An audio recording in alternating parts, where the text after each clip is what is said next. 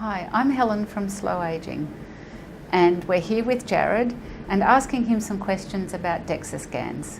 What are the circumstances that would trigger a woman into thinking about having a Dexa scan? Primarily bone density and also knowing their ideal weight. And let me put that into an example for you. If you come to measure up and have your scan and you weigh 80 kilos and you do, as we discussed with Kate, that your GP's looked at your body mass index and said you need to be 60 kilos. And that poor woman has trained and dieted and trained and dieted all her life but cannot ever get to 60 kilos. And that is one of the most common reasons that they come here, and that is to determine ideal weight. And I cannot tell you how many women that we've seen that have literally broken down in that room because we're the first person to tell them you'll never ever weigh 60 kilos, but you should be able to get to between 70 and 75.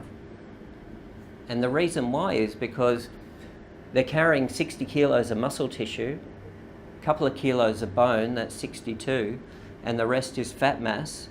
Let's make that 18 kilos of fat tissue, so their weight is 80. And now if we can push their fat mass down a bit to say 15 kilos, then they can get around a bit closer to that 75 kilo mark. And that is one of the greatest reasons why people come in for a scan, because they finally get to examine their composition and know that how much does that lean tissue weigh and how much does that fat tissue weigh, how much is my bone, and now finally I can actually work out my ideal weight. So having identified the ratio of bone and fat and muscle within a body, what is that ratio then that makes an ideal body? What does it protect you from it, or what does it give you? Well, it's really, again, very individualised. We said previously that most women should have somewhere around 15 to 25 kilos of fat tissue. But if they come in and they've got 35 kilos of fat tissue, we can actually say to them, you need to lose approximately 10 to 15 kilos of fat tissue. And that will take them down to around 20 kilo mark. Their muscle mass is pretty much the same, and their bone weight is going to remain unchanged, so then that will help them determine ideal weight. Not only can they concentrate on lowering their fat mass, they can then concentrate on either whether they need to increase their muscle mass, and that's a big misconception as well. Increasing your muscle mass in most women by a couple of kilos is not the be-all end-all. There are neural changes that make you stronger, and obviously all the rest of the benefits that you gain from weight training as well. You know, putting on muscle tissue is not the be-all end-all, particularly for women.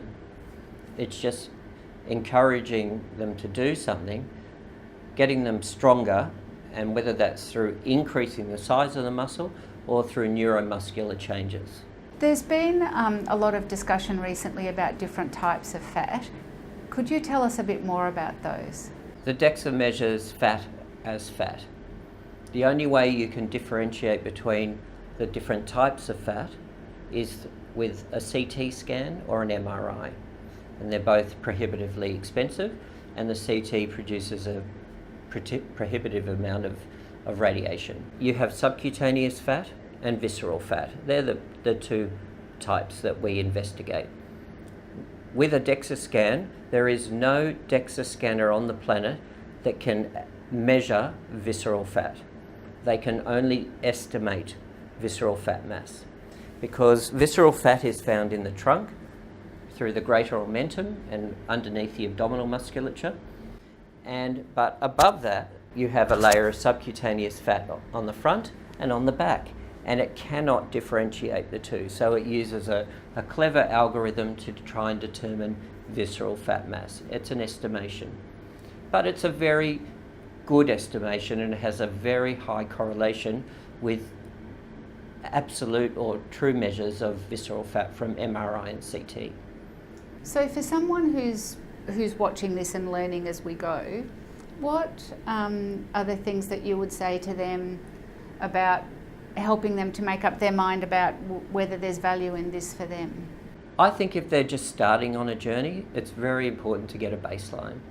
Know where you are. If you're doing okay now, don't change anything. You know, you can always add a little bit here or a little bit there, or an extra day of weight training a week, or a little bit of more cardiovascular work, or whatever you want to do. But at least it tells you at that point in time where you are. But however, if you're on the opposite side of the coin and you know you are unhealthy, you are carrying too much fat mass, or you feel that you have significant deficit in muscle strength or muscle mass, then the DEXA becomes a very, very useful tool to plot how you are proceeding in your as you go through over the next couple of years. And it will tell you what is working and what's not working. And that's where I think many people go wrong. They do all this stuff, but they never go, wow, really found it difficult to know whether that worked or didn't work, or whether I should just try something else now.